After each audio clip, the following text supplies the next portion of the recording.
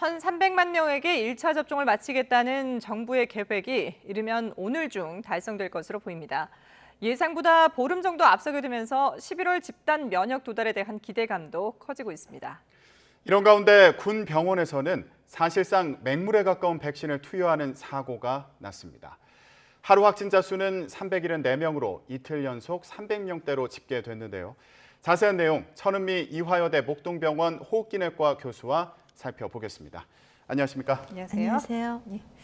자, 오늘 중 이르면 오늘, 늦어도 내일이면은 정부가 당초 계획했던 1,300만 명에 대한 1차 백신 접종이 다 마감이 될 것 같은데 지금 이런 그동안의 백신 접종 과정을 보면은 상당히 순조롭게 진행이 되어 왔다 이렇게 볼 수 있겠죠. 네, 초반에 비해서 이제 5월에 그 인센티브로 인해서 많이 접종률이 아주 급속도로 증가했습니다. 네. 그래서 목표했던 25% 1차 접종은 무난히 달성을 할 것 같고요. 추가로 백신 접종이 더 된다면 더 많은 분들이 접종을 할 수 있고 가능하면 2차 접종도 조금 더 서둘러서 1차 접종과 같이 갔으면 좋겠습니다.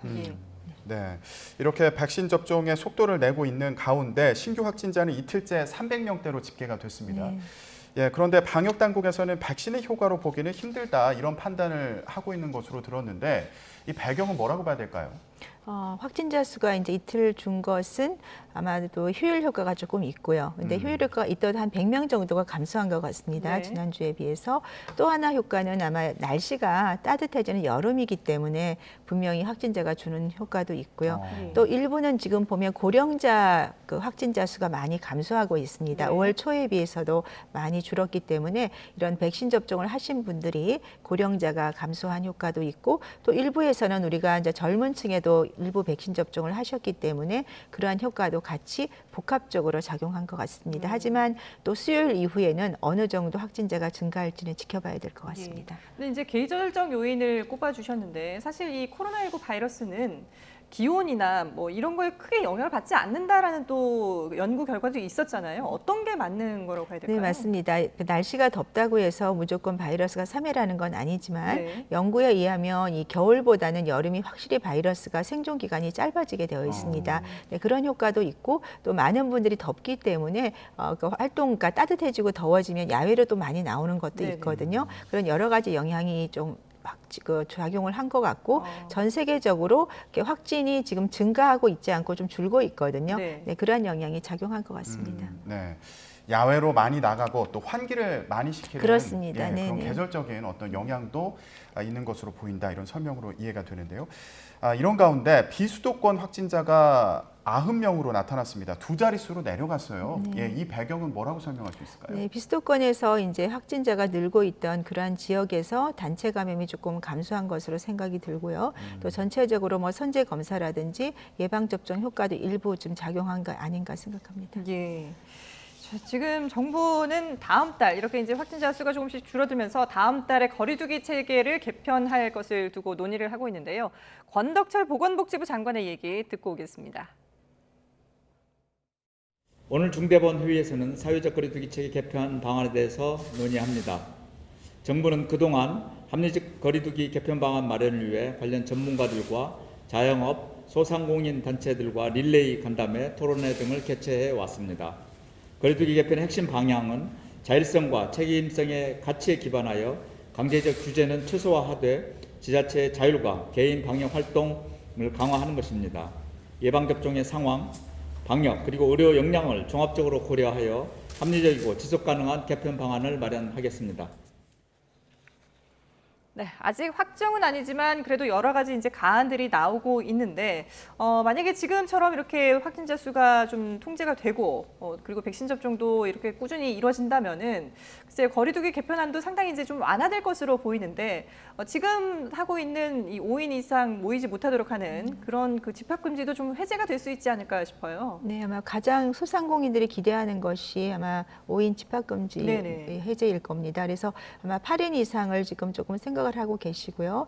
근데 7월부터 지금 아마 좀 시행을 할 수도 있는데 7월이 되면 아직 백신 접종이 많이 되지가 않아요. 네네. 특히 청장년층의 백신 접종이 시작이 되는 그런 시기이기 때문에 조금 더 연기를 하거나 아니면 그때 확진자 수를 보고서 저희는 좀 천천히 재개를 하는 것이 필요하다. 단계 완화는 항상 조금 천천히 하는 것이 필요하고요. 지금 이제 영업 시간 같은 경우도 아마 조금 완화를 하는 걸로 네네. 알고 있습니다. 영업 시간도 10시 이후에는 인원 제한을 좀 한다든지 이런 조금 특별한 방역 대책을 같이 하는 것이 도움이 되지 않을까 생각합니다. 예, 알겠습니다. 저희가 보건복지부 장관의 발언도 앞서서 들어봤는데 여기에서 눈에 띄었던 게 앞으로 개인 방역 활동이라든가 또 예방접종 상황 또 의료 역량 등도 개편 방안을 마련하는데 참고할 것으로 그렇게 들렸거든요. 그런데 앞서서 정은경 질병관리청장의 얘기를 보면 국민의 70%, 국민의 70%가 백신 접종을 하는 3분기나 돼야 유행이 차단될 것으로 보인다 이렇게 얘기를 했습니다. 이런 상황도 좀 이 거리 두기를 완화하는 데 있어서 고려해야 되는 게 아닌가 이런 생각도 드는데 어떻게 보시나요? 네, 맞습니다. 지금 해외 사례가 조금 문제가 되고 있어요. 특히 이제 영국 같은 경우는 1차 접종이 거의 80%가 완료가 됐고요. 네. 2차 접종도 60%를 육박했기 때문에 감염자를 따지면 70%가 2차 접종이 완료된 정말 집단 면역이 된 상태인데 변이 바이러스로 인해서 지금 하루에 7, 8천 명이 확진이 되고 있습니다. 물론 뭐 그 중증으로 가는 것은 좀 적은 편이지만 네. 이렇다면 확진자가 늘게 되면 우리가 일상생활로 돌아가기가 어렵거든요. 아마 그 점을 고려를 한 것 같습니다. 그렇기 때문에 앞으로는 우리가 이런 방역 자체도 서서히 완화를 해야 된다는 것이 중요하고요. 네. 또 백신 접종도 전략적으로 변이에 대처할 수 있는 쪽으로 우리가 좀 전환을 해야 되지 않을까 생각합니다. 예. 어쨌든 지금 정부에서는 7월부터는 거리두기를 개편해서 적용을 할 생각을 하고 있는 것 같은데 지금 말씀하신 것처럼 이런 그 주변의 전문가들의 의견 그리고 여론도 충분히 좀 감안을 해서 꼼꼼하게 좀 계획을 세울 필요가 있지 않을까 싶습니다. 자, 이번에는 백신 5접종과 관련된 사고 내용을 좀 살펴보겠습니다. 군 병원의 실수로 6명이 그러니까 식염수만 든 백신, 그러니까 뭐 원액이 들어있긴 하겠습니다만은 백신이 거의 들어있지 않은 그런 식염수 백신을 맞았다고 하는데 글쎄요, 이게 과연 있을 수 있는 일인지 어떻게 이런 사고가 일어난 걸까요? 네, 지금 그림에 보이시는데요. 예. 보시면 백신 원액이 원래 0.3ml 정도가 들어 있습니다. 네. 거기에 이제 생리식염수를 1.8ml를 우리가 다시 넣어주는 거죠. 그리고 위에 있는 공기를 1.8을 빼서 사용을 하게 되면 6명이 딱 나오게 됩니다. 하지만 LSD라고 그러죠. 우리가 그 자녀 네. 최소화 그 주사기를 쓰게 되면 7명까지 뺄 수가 있는데 6명을 맞고 나도 밑에 잔량이 남아 있는 거예요. 예. 근데 그 잔량이 남아 있는 이 앰플을 버려야 되는데 네. 버리지 않고 있다 보니까 원래의 그 아까 말한 0.3이나 잔량이 남은 0.3이 비슷하게 보일 수가 있어요. 그러니까 그쪽에다가 다시 생리식염수를 넣고 주사를 했기 때문에 나중에 맞은 6분은 전부 다 그냥 거의 생리식염수만 맞은 거죠. 그렇기 때문에 우리가 이 접종을 할 때는 그 새 병과 그다음에 버리는 병을 분명히 구별을 해서 접종을 해야 되는데 이러한 실수가 나온 것 같습니다. 그러니까 저 안에 들어있는 원액도 투명한 그냥 액체 상태다 맞습니다. 보니까 네네. 이게 남은 건지 아니면 원액인 건지 육안으로 봐서는 구분이 어렵다는 거잖아요. 불가능할 수도 있고요. 예. 약간의 색깔 차이는 있겠지만 불가능합니다. 그렇기 때문에 우리가 주사기 같은 경우는 바로 독감 같은 거 일회용 주사기이기 때문에 맞고 버리는데 네네. 이 앰플은 우리가 믹스를 해야 돼요. 특히 이 화이자 백신은 생리식염수로 희석을 하는 좀 그런 단계가 있다 보니까 이러한 실수가 나온 것 같습니다. 네. 식염수를 섞어서 접종을 하고 남은 백신에 또 식염수를 섞은 그런 상황으로 그렇죠. 보여지는데 네, 맞습니다. 그러면 지금 식염수가 기준치보다 상당히 많이 들어간 상황이지 않겠습니까? 그렇습니다. 이 백신을 접종받은 그 장병들도 있을 텐데 이 장병이 누군지 특정하기도 어려운 상황이라고 하더라고요. 네, 그러니까 21명을 접종을 했는데 모르는 거죠. 그래서 뭐 희망하는 10명만 또 재접종을 했다고 합니다. 용량을 그러니까 2배를 맞으신 거죠. 예. 네. 그러니까 이런 경우는 사실 흔히 일어날 수 있는 실수는 아닌데 지금 발생을 했고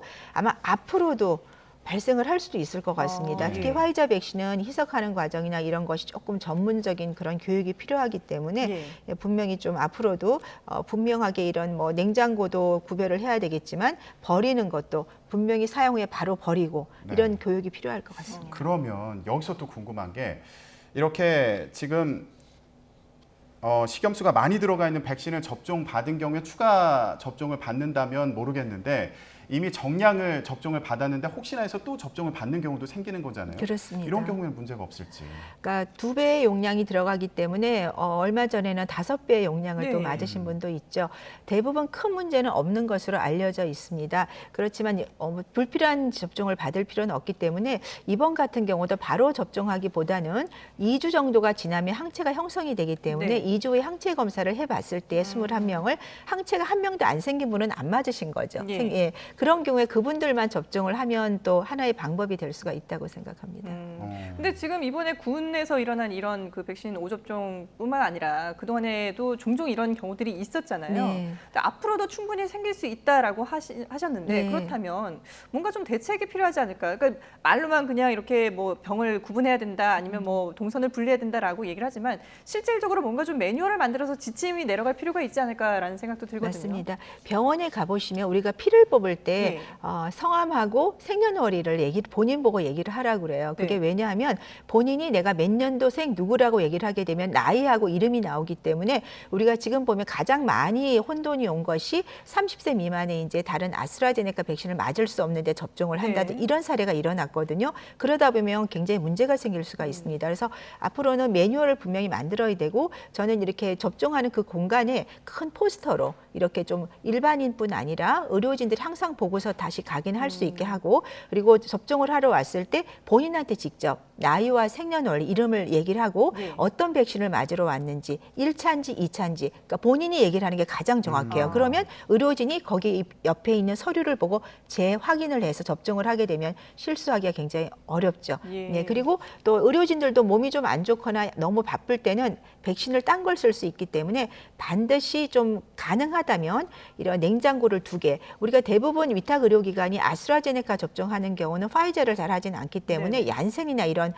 가 조금 구별이 덜 될 수가 있습니다. 그래서 그렇게 냉장고 구별을 한다든지 제일 중요한 건 이제 본인이 얘기를 하게 되면 대부분 실수를 하진 않습니다.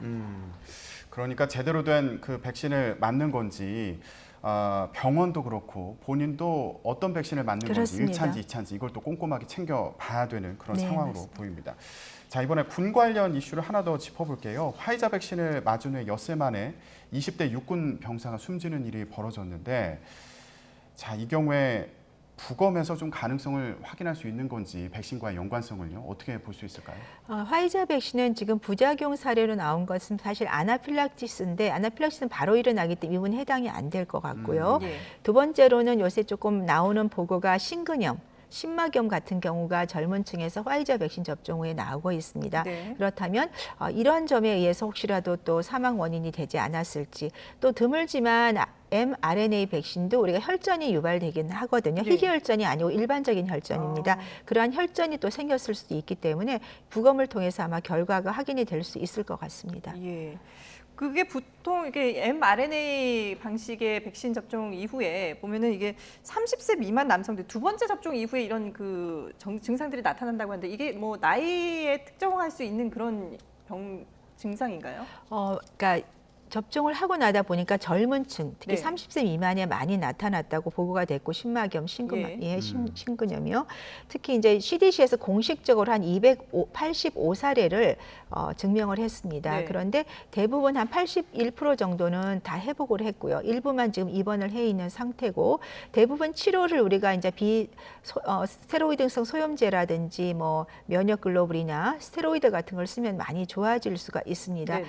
이스라엘 같은 경우도 500만 명 정도가 접종을 했는데 그중에 한 275사례가 나왔기 때문에 아주 적은 사례는 아니라고 생각합니다. 그래서 예. 이런 쪽에 대해서도 우리가 증상을 잘 알아야 되고 30세 미만에서 화이자나 이런 백신을 접종했을 때 호흡곤란이라든지 흉통이라든지 그리고 이제 발열도 날 수가 있어요. 이런 증상이 있을 때는 반드시 이것이 코로나 백신 접종이 아니라 이런 증상이 올 수 있겠다 생각을 하시고 진료를 받는 것이 필요합니다. 네. 심근염 그리고 심막염 증상에 대해서 말씀을 해주셨는데 그런 경우에 호흡곤란이나 흉통이 있을 수 있다 네, 이런 맞습니다. 말씀이신 거죠? 네. 예. 발열도 나고 대부분 바이러스 감염으로 이런 질환이 많이 오게 돼 있거든요. 근데 바이러스가 아니라 이런 면역 반응에서도 올 수 있기 때문에 우리가 증상을 잘 알고 있다면 빨리 치료하면 좋아질 수 있습니다. 네. 예. 그런데 저도 얀센 백신을 접종을 받았는데 네. 그런데 접종을 받고 나서 이게 백신 때문에 오는 증상인지 아닌지 긴가민가 싶기도 하더라고요. 좀 어떻게 하면 확신을 가질 수 있을지 좀 더 명확하게 알면 좋을 것 같은데. 네. 예. 우선 백신 접종을 했을 때 우리가 면역 반응으로는 발열이라든지 근육통, 두통 이런 것들은 나타날 수 있고 네. 증상이 대부분 36에서 48시간 이내에 좋아지게 되어 있습니다. 근데 제가 지금 말씀드린 호흡곤란이나 흉통은 이거는 어떤 백신의 면역 작용이 아니에요. 예, 뭔가가 부작용이 나타나신 거기 때문에 호흡곤란이라든지 흉통이 발생을 하거나 지속이 되거나 이런 경우는 반드시 진료를 보셔야 되고 네. 모든 부작용은 이틀 이내엔 좋아진다고 생각을 해야 됩니다. 근데 이게 3일 이상 갈 때는 우리가 지체하지 말고 반드시 진료를 빨리 보시기 바랍니다. 예, 네. 그렇군요. 자, 지금 그리고 이 백신마다 이제 좀 피해야 되는 그런 나이, 성별이 있는데 아스트라제네카도 추가 접종 이제 접종을 좀 피해야 되는 사람들이 추가가 됐거든요. 네. 어떤 사람들이냐? 30세 미만 젊은층 외에도 뭐 모세혈관 누출 증후군, 그러니까 이 병력이 있는 사람들은 아스트라제네카를 맞으면 좀 위험하다. 지금 화면에 이제 나오고 있는데요. 아스트라제네카 백신 접종을 피해야 되는 경우들, 어떤 경우들이 있는지 이걸 좀 정리를 해주시죠. 네, 근데 가장 우리가 문제가 됐던 건 희귀혈전이기 때문에 예, 30세 미만의 이제 증상이 많이 나타나지만 해외에서는 보통 50세 미만에서 많이 나타납니다. 그래서 네. 50세 미만에서 특히 여성이 많이 나타나니까 이런 어떤 그 흉통과 호흡곤란이라든지 그리고 여러 가지 우리가 희귀혈전 때 나타나는 증상에 대해서 잘 알고 계셔야 되고요. 네. 지금 이 모세혈관 누출 증후군은 유럽에서 한 6사례 정도가 보고가 됐습니다. 말 그대로 모세혈관으로 이 체액이 빠져나가는 거기 때문에 손이나 발이 많이 붓습니다. 그러니까 체액이 빠져나가서 부으니까 체중이 증가를 하겠죠. 네. 네, 이런 증상이 나타나는 경우는 반드시 진료를 보셔야 되고 만일에 과거에 이런 사례가 있던 분은 절대 접종하시면 안 되는 사례고 굉장히 희귀한 사례이기 때문에 네. 아직 국내에서는 보고는 아직 없는 것으로 되어 있지만 항상 이러한 점에 대해서 저희가 알고 있는 게 중요하다고 생각합니다. 네. 이 증후군은 그러면은 모두 이게 다 기존에 이런 검사라든지 이런 걸 통해서 다 알고 있는 그런 병명이라고 봐야 될까요? 그러니까 이런 질환을 앓으신 분은 알겠지만 네. 대부분은 모르고 모르겠죠. 지날 수 굉장히 있잖아요. 희귀한 질환이기 때문에 네. 하지만 접종을 했을 때 혹시라도 이렇게 체액이 빠져나가서 붓는 증상이 나타난다면 예, 반드시 진료를 보시는 게 좋겠습니다. 팔다리가 부어오르거나 저혈압을 야기한다고 하니까 네, 이 맞습니다. 증상도 눈여겨봐야겠네요. 네. 예, 저희가 아스트라제네카 백신과 관련해서 얘기했는데 이번에는 좀 새로운 백신에 대해서 설명을 좀 드리도록 하겠습니다. 노바백스 백신이 임상시험에서 90.4%의 예방률을 보였다 이렇게 밝혔는데 이게 지금 무슨 상황인지 설명 좀 부탁드릴게요. 노바백스는 이제 우리가 그 바이러스가 그 돌기 단백질의 DNA를 가지고 있는 바이러스를 나방이라는 그 곤충에다가 감염을 시켜서요. 네. 나방이 감염되면 거기에서 이제 돌기 단백질이 형성이 돼요. 그거를 이제 채취를 해서 우리가 식물에서 추출한 그 사포닌이란 면역 증강제를 같이 결합을 시켜서 네. 백신을 접종하는 것이고 우리가 많이 접종한 간염 백신의 그런 기반 원리이기 때문에 안정성이 상당히 좋은 걸로 되어 있습니다. 그래서 처음에 올해 1월에 이제 발표할 때 15,000명 정도에서 한 90% 이상의 그 예방률이 나왔고 그다음에 영국 변이에도 86% 정도 예방률을 갖고 있었습니다. 단지 남아공 변이에는 한 49% 정도 나왔는데 네. 이번에 미국에서 거의 3만 명 정도 대규모 임상 연구를 시행을 했었고요. 여기에서 전체적인 예방률이 90.4%가 나온 것이고 변이에도 상당히 좀 좋은 걸로 나와 있고요. 네. 특히 노바백스에서 남아공 변이에 대해서 지금 추가 부스터 연구를 하고 있는데 굉장히 효과가 좋은 것으로 되어 있습니다. 국내에서는 3분기에 아마 들어올 것 같고요. 예. 노바백스에서는 9월 달까지 아마 1억 병, 1억만 명 정도의 이제 그 백신을 생산 가능하다고 얘기를 하고 있기 때문에 네. 특히 이 노바백스는 지금 임상 3상 1월에서 4월까지 됐기 때문에 변이가 유행할 때 미국과 멕시코에서 우리가 임상 연구가 진행이 됐기 때문에 예. 사실 화이자 모더나 못지않게 높은 예방률이라고 할 수 있겠습니다. 특히 또 2도시, 8도시에서 보관이 가능하기 때문에 예. 이러한 우리 취약지구라든지 저개발 국가에서도 사용할 수 있는 백신으로 좋은 백신으로 생각합니다. 그러니까 지금 전 세계적으로 변이 바이러스라는 그런 그 변수가 남아 있는 상황인데 이 네. 노바백스가 기존의 다른 백신보다는 확실히 좀 이런 변이 바이러스에 더 효과가 있다라고 볼 수 있겠군요. 네, 지금 영국발이라든지 미국에서도 영국발이 유행을 할 때 이 예. 백신이 사용이 됐기 때문에 그러한 점에서는 높게 평가가 됩니다. 그렇군요. 자, 알겠습니다. 자, 이번에는 좀 다른 얘기를 해보겠습니다. 이제 여름 휴가철이 다가오니까 휴가 계획 세우시는 분들도 계실 것 같아요. 네. 그런데 아직 코로나19 상황이 끝나지 않은 만큼 휴가를 좀 분산해서 가자 이런 얘기를 하는 경우도 있는 것으로 알고 있는데 여름 휴가철 좀 안전하게 보낼 수 있는 방법에 대해서 소개해 주신다면 뭐가 있을까요? 지금 아직 백신 접종이 안 된 상태에서 휴가를 가게 되면 많은 분들과 만나게 되죠. 네. 대중교통뿐 아니라 뭐 여기 호텔 같은 데서 가능하면 가족끼리 소규모로 가시는 것이 좋겠고요. 뭐 백신 접종을 하신 분이라면 조금 더 안심이 되겠습니다만 저는 이제 조금 여름 휴가도 좋지만 예. 여름에 한 2, 3일 정도만 가족끼리 잠깐 가고 가을에 그죠? 네, 가을에 그 우리 추석 휴가를 조금 더 연장을 해서라도 예. 휴가를 그쪽으로 옮기게 되면 그때쯤에는 국내가 거의 백신 접종이 완료가 됐을 거고 다른 나라들도 아마 많이들 좀 안정화됐을 거라고 생각합니다. 그래서 백신을 조금 아까 백신을 맞고 안 맞고를 떠나서 휴가를 조금 분산해서 예, 좀 가시는 것이 좀 안전하지 않을까 생각합니다. 예. 여름 휴가도 좋지만 조금 더 여유 있게 가을에 네. 가족 여행을 계획해 보는 것도 좋을 것 같습니다. 네, 지금까지 코로나19 상황 천은미 이화여대 목동병원 호흡기내과 교수와 함께했습니다. 고맙습니다. 감사합니다.